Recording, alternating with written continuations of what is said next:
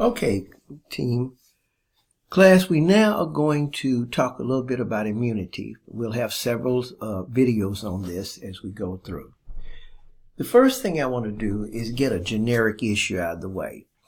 The term ligand. It was also introduced in ANP1. You may have gotten it, may not have. A ligand is a generic name for anything that can bond to a receptor. A ligand is a generic term for anything that can bond to a receptor. So it could be a hormone, it could be anything, but anything that can bond to a receptor is called a ligand that you'll hear, and we'll be mentioning that a couple of times in this, several times in this immune discussion. Another term I want you to be familiar with that you'll see coming up in my PowerPoints and in the book is something called the CD, known as the cluster of differentiation. The cluster of differentiation. Okay, on a cell, there are markers on a cell. There are markers on cells, identification markers. Cytologists have given each marker on every cell a number. And it starts out like CD3 or CD4 or CD5. So every marker on a cell in the body has been given a CD number. And you'll see that. It stands for cluster of differentiation because the markers occurred after differentiation. That makes, and remember differentiation was cell specialization. We all started out with one cell, but as they specialized, they got additional markers to become a kidney cell, a liver, and so forth. So I just wanted to point that out. Here, not for you to memorize, are some of the CD markers, just to show you what I'm talking about on this numbering system. These are not all. These really are the ones for important in the immune system. These are the ones for the leukocytes. Remember, they're the white blood cells, the granulocytes, and so forth. So I pulled that out just to show you numbering. But other cells have numbering too. But here's the cluster of differentiation, stem cell, and then you start picking up these extra markers as you start to differentiate. All right, so those two things were generic. Both the ligand issue and the CD issue were generic. Now we can proceed into immunity. Okay, immunity is basically, you can see, a resistance to diseases. There are two systems we're going to say that we have in the human body. The innate system, which is non-specific, meaning that it tries to block against anything. It tries to block against anything. And then the adaptive specific, that means it has to see the offender and then design a weapon totally for that defender. Let me say it again. It first has to see the enemy and then devise a weapon against that enemy. It first has to see the enemy, microbe, virus, whatever, and then devise a defense against that. That means if it sees offender A, devises a defense against it, even if enemy B comes in, it will not do anything towards it. But, however, the non-specific would have. So, two systems. Okay? The innate defense system, which is a general system, this is like a war game in a way. You have a first line of defense, a second line, and a third line. After that, if you get past the third line, you're going to have to come see the doctor, basically. So the first line of defense, which would be under the innate, the non-adaptive, fight against anything, are our barriers, which would be our skin and our mucous membranes. So it's the epidermis. Let's think about that. You've taken AP1, it's the epidermis. If the offender gets below the epidermis, then it would be underneath in the dermis and below that, let's say. So then that would involve the second line of defense, which again is not specific. The second line of defense would be where you see inflammation and everything, phagocytosis and so forth. So the first line, epidermis basically, barrier, mucous membrane, skin, even the eyeball, the surface of the eyeball, first line defense. Get underneath that, you're into the second line, still non-adaptive. Still non-adaptive. Okay. Then once you get past that, you're into this special system, third line, where you have to develop your fighter. Now that means there's a delay. So once you get past the first line, which is immediate, second line, fairly immediate, the third line, there's going to be a delay because you got to create your weaponry. You got to create your weaponry. It takes longer to react. But all of this is working together, like the Air Force, Army, and Navy. So they all are coordinated, but they all have their separate activities.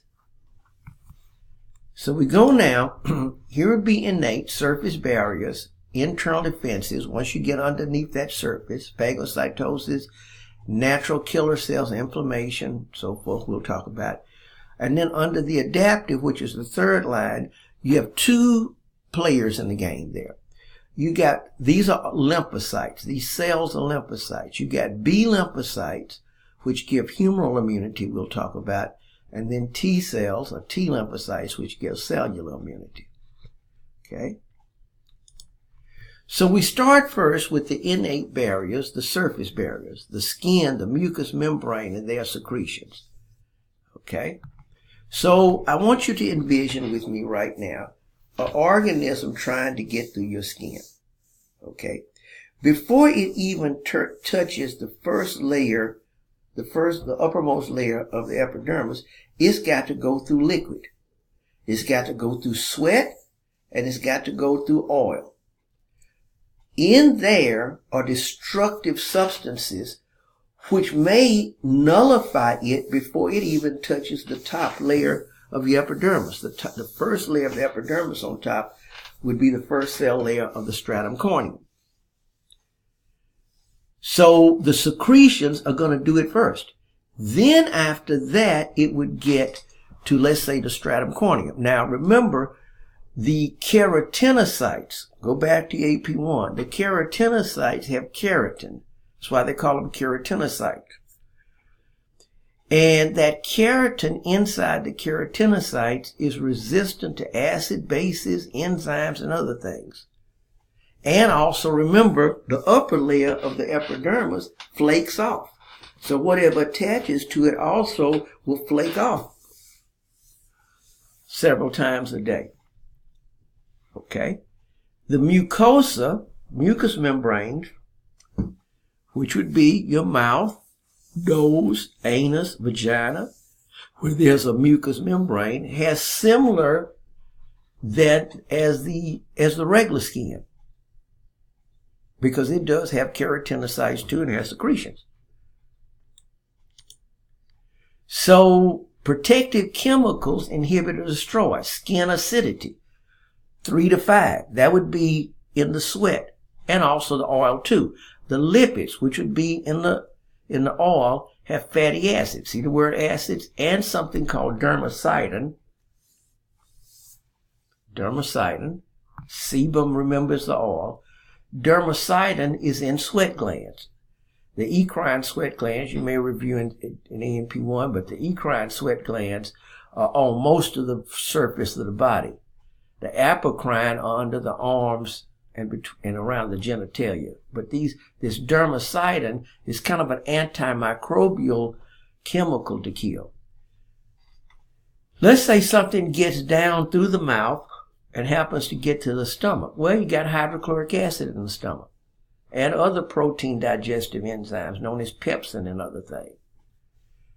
In saliva and lacrimal fluid is the eye, you have lysozyme, which is a zyme. That means it's another way of saying enzyme that lyses, split. Then you got mucus trapping things. The respiratory system has cilia, and the cilia, whatever gets down into the trachea and so forth, these cilia sweep up the material. It almost looks like a nice field of grass with wind blowing by. You see the grass bending? Then these cilia catch it in the mucus and then sweep the mucus up with the debris and get rid of it. Okay, so these are all surface barriers. Now, if it gets past the epidermis area, as I alluded to before, then we're in that second line of defense. In the second line of defense is where you will see phagocytosis, natural killer cells, inflammation, antimicrobial proteins, and fever. Okay. So let's talk about phagocytosis real quickly. You have cells called macrophages. These are large cells. You will learn that, and you already did, as a matter of fact, when we did the white blood cells, I mentioned that all macrophages were once monocytes. Go back to that video. But the macrophages develop from monocytes to become phagocytic cells. Phagocytic cells do cell eating. We have really two groups of macrophages. We got the free macrophages and the fixed. Okay, let's assume it like this. You got police officers that kind of survey around the neighborhood and everything. Okay, that would be the free wandering. Then in areas of high crime, you may have a satellite police station. So the fixed macrophages are permanent residents of some organs that need to do extensive phagocytosis. Free macrophages wander around the tissues. Just as a quick review, in ANP1, if you went back to ANP1, the first fixed macrophages that you should have talked about were those in chapter 4 called the tissue histiocytes. In chapter 5, which is the skin, you had a cell called a Langerhans cell, which was in the epidermis. They are fixed macrophages.